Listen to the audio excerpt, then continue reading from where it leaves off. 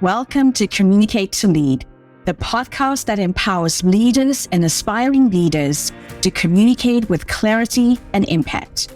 I'm Kele Belton, CEO and successful entrepreneur, and your host for today. I'm here to equip you with all the essential tools and strategies to master effective communication and lead your team to success. As the founder and CEO of The Tailored Approach, my goal is to empower you to be the best leader you can be. So sit back, relax, and join me in today's episode as we dive into the art of communicating like a true leader.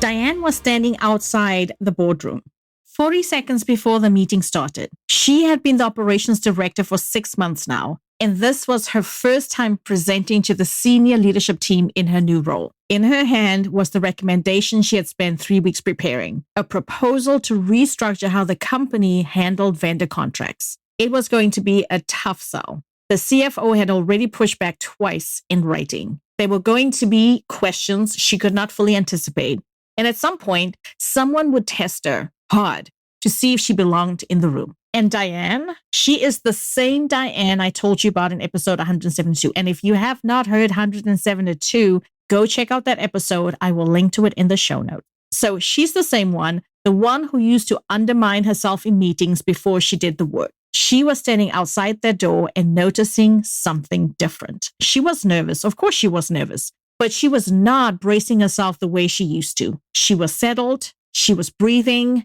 and letting her shoulders come down, picking the version of herself that was going to walk through that very door.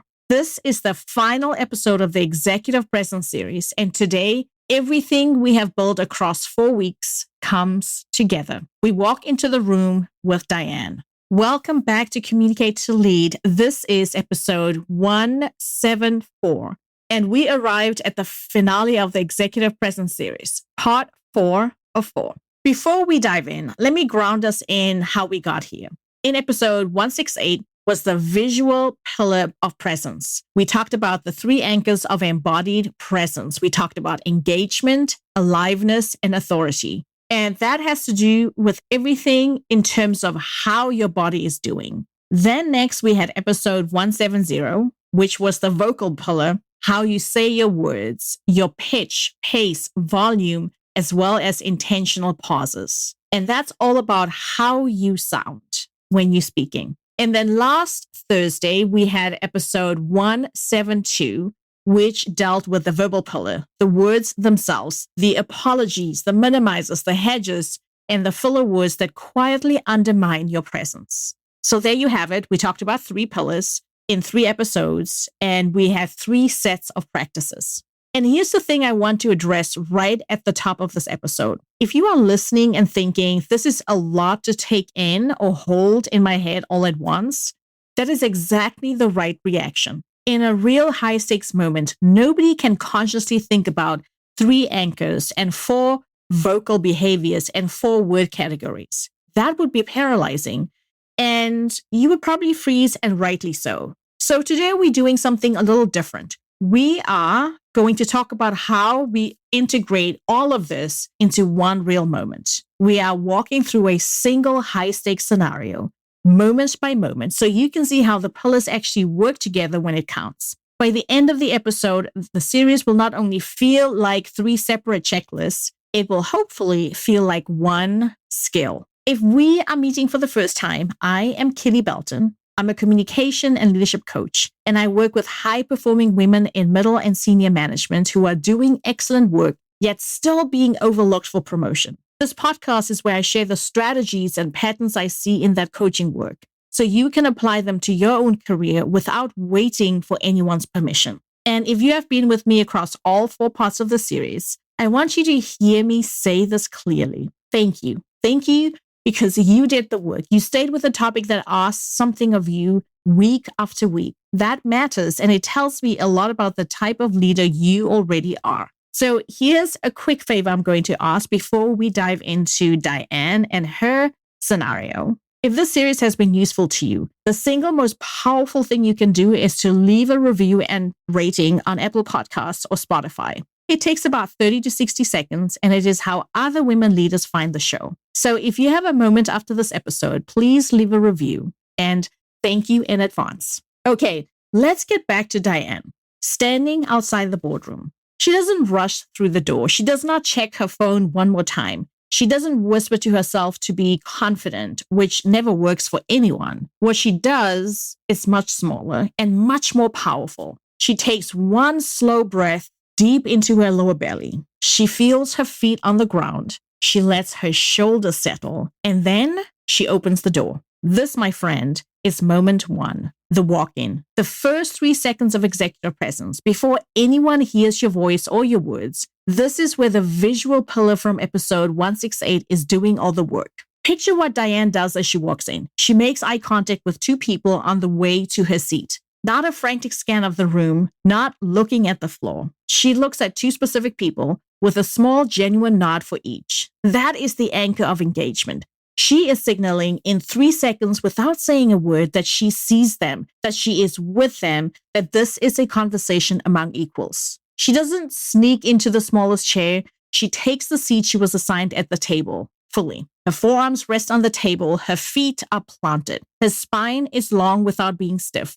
That is the anchor of aliveness. She is taking up the space her body actually occupies instead of shrinking to make herself easier to ignore. And once she is settled, she stops moving. She stops fidgeting. She doesn't reach for her water glass. Nope, adjusting her hair. She is still. She is here and she is ready. That is the anchor of authority. The stillness tells the room she is composed, not bracing for impact. Here's what I encourage you to notice. Diane is greeting people warmly, asking how they are, and checking in on projects. That is how real leaders walk into a room. But underneath the warmth, her body is doing a second layer of work. The grounded posture, the steady eye contact, the stillness once she settles. All of it is telling the room she belongs here. The greetings are the warmth. The body is the authority. The room is reading both at the same time. This contrast matters. The version of Diane that walked into rooms 2 years ago would have come in apologizing with her body.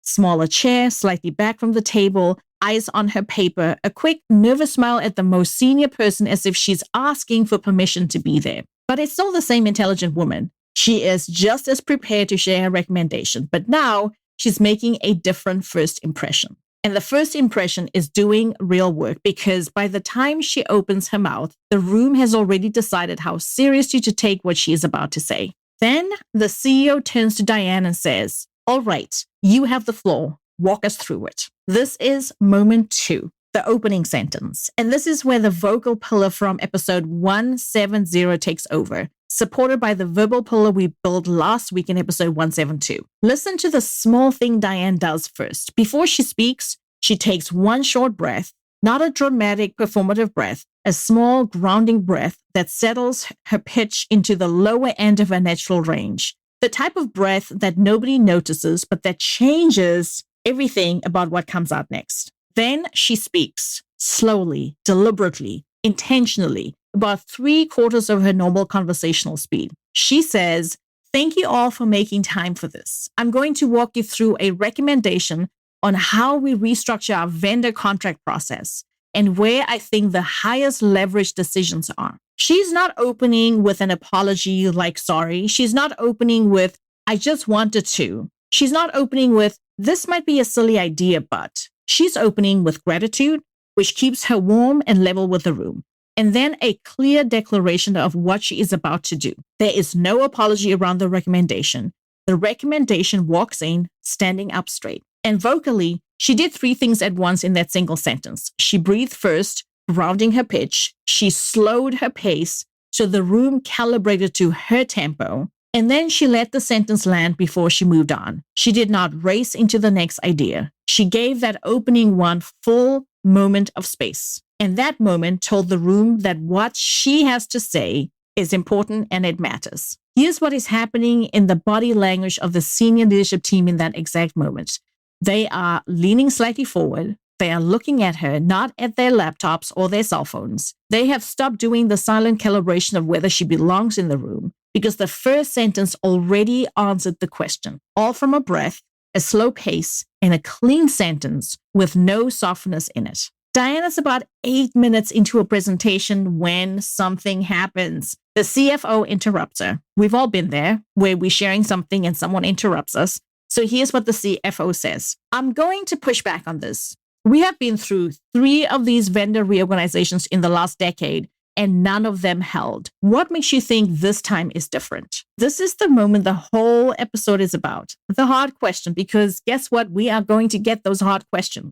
The high pressure moment when every layer of executive presence has to work at once. And what happens in that next 5 seconds is the heart of executive presence as an integrated skill. Notice the chain reaction in Diane's body. 2 years ago, this question would have sent her into a tailspin. Her pitch would have gone up, her pace would have rushed in, and her words would have been hedging. She might have said, I'm not sure, but I could be wrong here, but you probably know more about this than I do, but the hedges would have stacked on top of each other. The rush would have buried whatever good thinking she had, and the CFO would have walked out of that meeting more convinced than ever before that the proposal was not solid. Well, that's not what's happening today. Today, the first thing Diane does is the most counterintuitive thing in this entire series. She does nothing. She pauses with intention. 3 full seconds of silence. 3 seconds might feel like an eternity when you are inside it, when you are the one doing it. To the room, it feels like authority. The CFO is watching her, waiting. He's reading her body in that 3-second window, and her body is not flinching. She is still. Her eyes are connecting with his. She is taking the question seriously, as it deserves. And here's what's happening inside that pause that nobody can see. Diane is breathing. 1 slow breath. That breath is doing 3 things at once. It is keeping her pitch from climbing. It is keeping her pace from rushing ahead, and is giving her brain the time she needs to decide what she's actually wanting to say, instead of letting the hedges leap out on reflex. Listen to how the 3 pillars catch each other in that moment. The visual stillness buys her the silence. The grounded breath, which is vocal, keeps her body steady.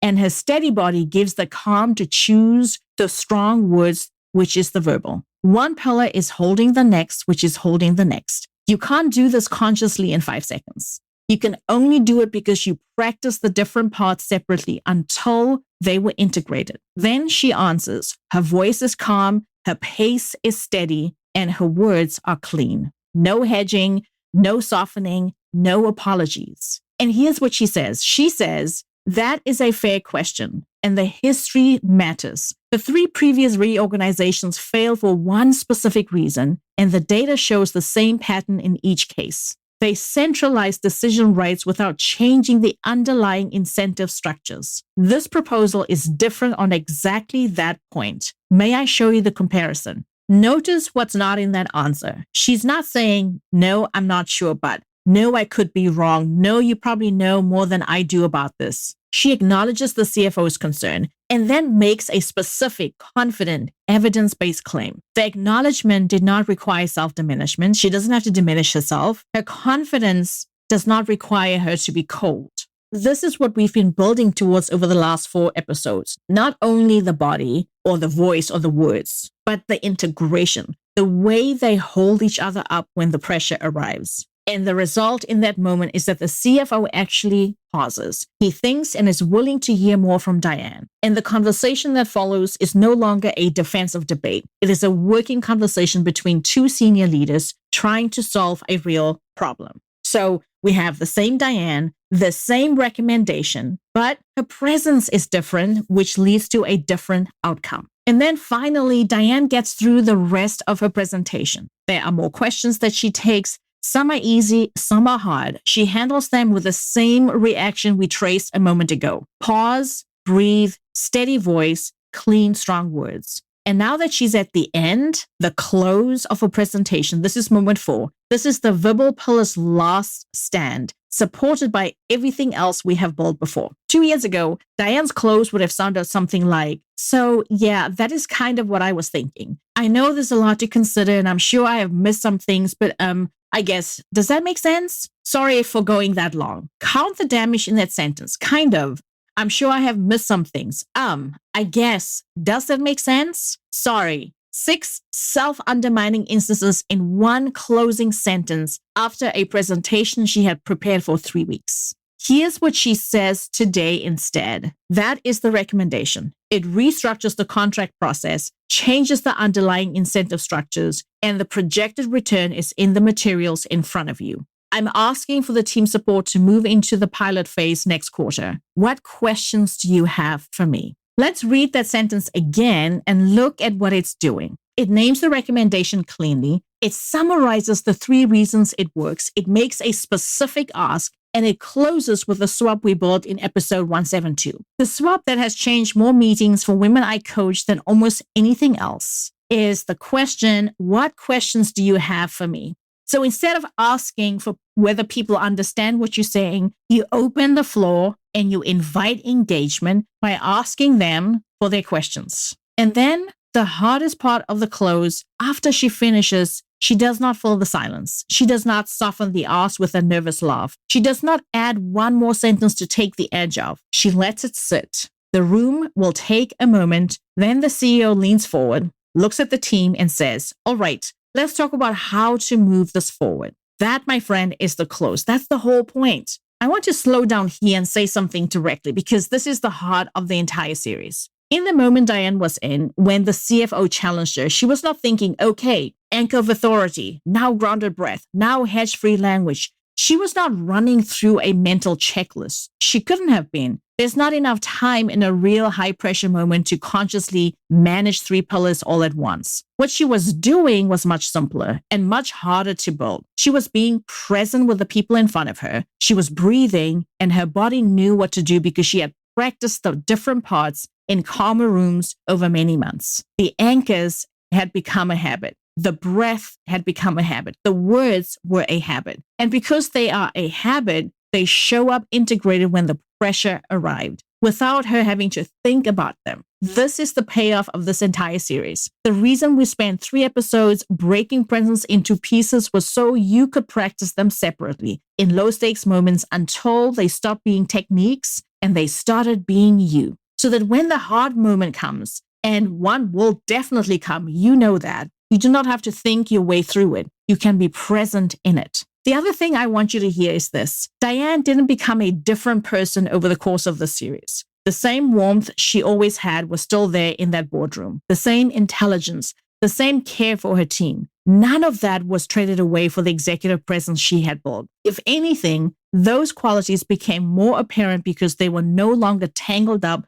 with the softness, the apologies, and the body language that had been hiding them. Executive presence is not a costume you put on to look like a leader. It is the practice of letting the leader you already are shine through clearly. So here's your final action step in the series. It is the simplest one I can give you, and it is the one that will matter most. Pick one upcoming real moment this week or next. A meeting that matters, a presentation, a difficult conversation, or a salary discussion. Choose something with real stakes that you cannot phone in. Before that moment, choose one behavior from each pillar to focus on. Not all of them, one from each. So you want to choose one anchor from episode 168, one vocal behavior from episode 170, one language swap from episode 172. 3 choices total, written on a sticky note before you walk into your meeting. And if you did not check out those episodes or you don't remember,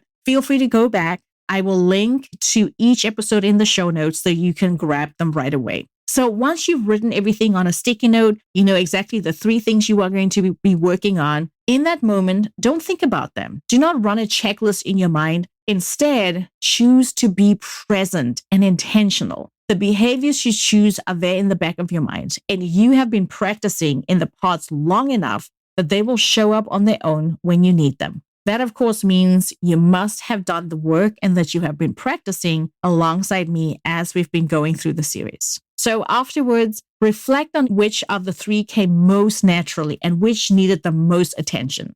That tells you where to keep practicing. The series doesn't end with this episode. It ends when these habits are so embedded in how you show up that you stop noticing them. That's the goal. That's the whole project of this entire 4-part series. Before I wrap up, if anything in the series has resonated, the woman whose competence has never been the issue, the woman who is doing real work and is still being overlooked, the woman who is ready to be seen the way she deserves to be seen, I want to invite you into a conversation. I offer complimentary leadership strategy calls, 30 minutes, no pressure, no pitch. We'll look at where you are, where you want to be, and what lies between them. Sometimes it might be presence. Sometimes it might be something else entirely. The call is built to give you clarity, regardless of whether we work together after. The link is in the show notes, so be sure to grab that. Take advantage of it while my calendar is still open over the summer. This is the last episode of the Executive Presence series, so I want to close differently than usual.